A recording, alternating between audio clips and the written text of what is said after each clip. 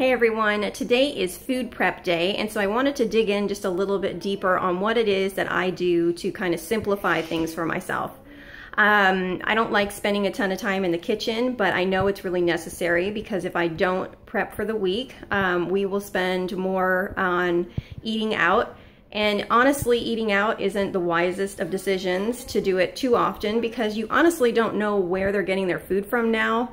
A lot of people are cutting corners to save on costs because of raising prices, you know, with fuel and the farmers stuff and everything. So a lot of people do tend to cut corners by adding in additives and lots of tasty chemicals so that you're not sure and can't really taste the difference, but you'd feel it later on. So after eating clean for a while and then going out to eat a couple of times, we started to realize that's not something we want to do on a regular basis. So we started sticking closer to home, and lo and behold, you know, certain things started to happen to our bodies and we started to feel a lot better. So we've just continued sticking to clean eating and doing as much food prep as we possibly can. And so today I wanted to share just a little bit of what I do to simplify things. So, you know, a lot of people run from the word food prep. I don't know if it's just scary because you're not sure where to start, but you know, the easiest thing for me is not to dig too deep. Basically, it's much easier if you just take your fruits and vegetables, clean them up, chop the things that need to be chopped, and like for example, I'll take my green beans and I'll dehead the stems at the end, and then I'll rinse them all and then I'll throw them in a bag. The same thing with strawberries. I just cut them, cut the little heads off, throw them right in the colander, rinse everything off. I'll let them sit in my strainer to dry, and then I put them in a bag. So the main thing is to remember, prep the foods that you like. When you're at the grocery store, you know, you want to stay clear of the boxed aisles, but you want to focus on the fruits, veggies, and the meat, and do your best to get the stuff that your family likes. If they haven't really eaten a whole lot of fruits and vegetables, bring some new things home and try. You know, most kids have no clue that they like certain things until they try them. And sometimes it takes a couple of different times to make it and different ways of making it before they really do start to correlate that flavor with something that they really, really enjoy. And before you know it, you know, they're raiding the fridge for those things. So, which is really good. So at any rate, we typically buy fruits and veggies that we like, and then I just go through the process of washing them and cutting them up. So I'll cut my celery up.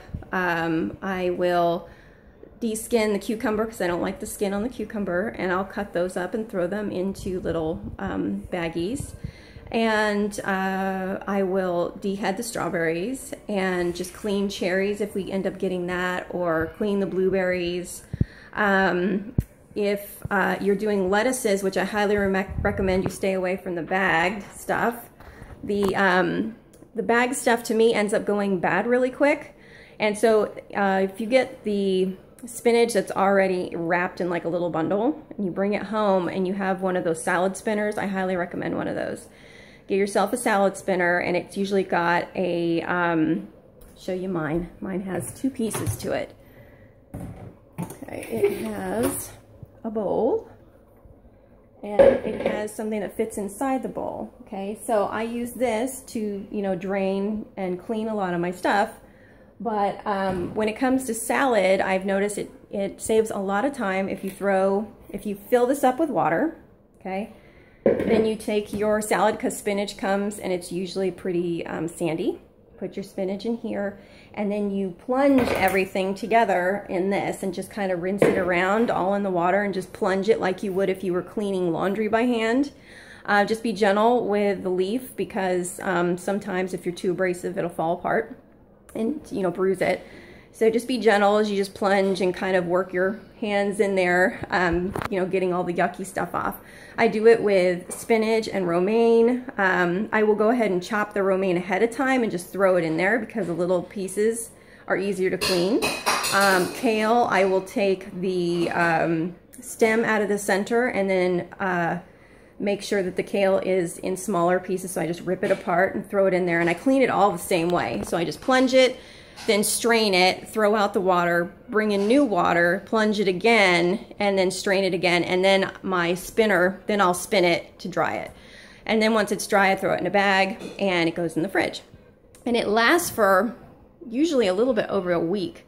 So as opposed to the stuff that you get at the supermarket already bagged for you, lasts a couple of days and that's it. We like tomato cherries, so Chloe loves potatoes and we'll clean those up.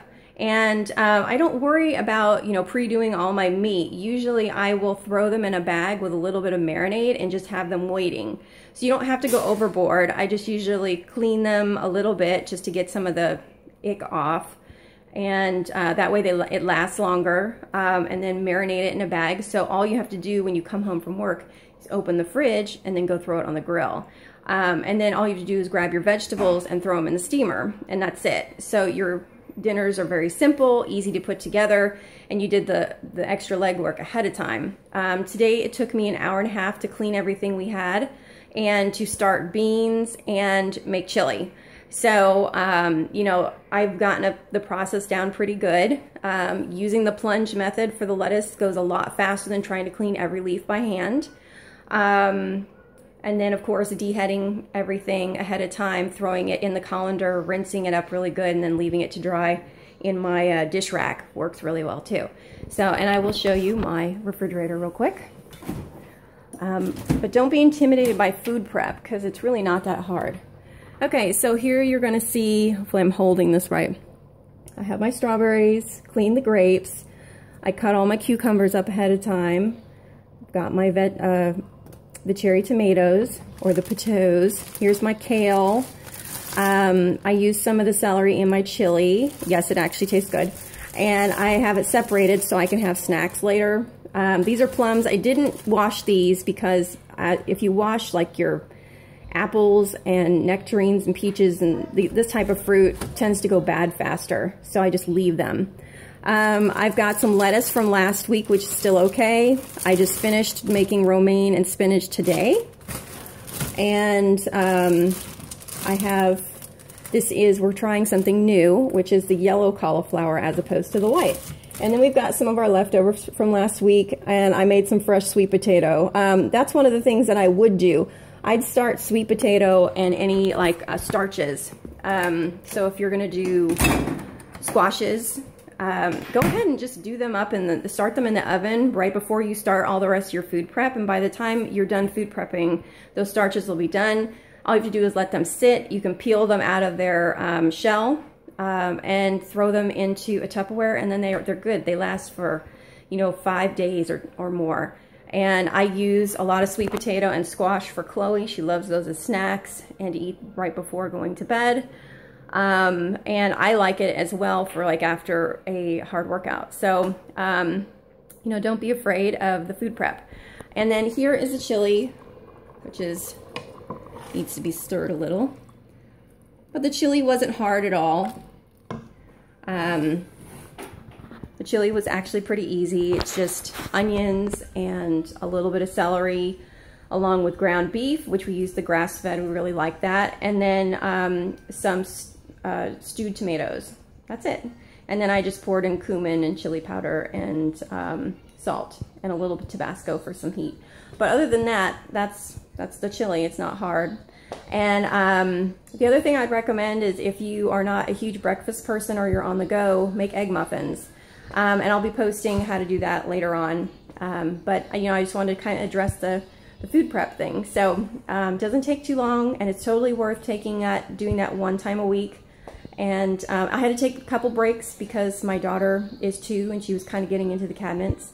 But you know, that was a time for her to be, here, give me a grape. So I popped a grape in her mouth or popped a strawberry in her mouth, and you know, we're eating clean while we are cleaning everything. So you know, I had to clean up a little bit of a mess because she was going through my purse, but other than that, it's not a huge deal, and it got done. So don't let food prep intimidate you. Just do what you can and enjoy. Okay, bye.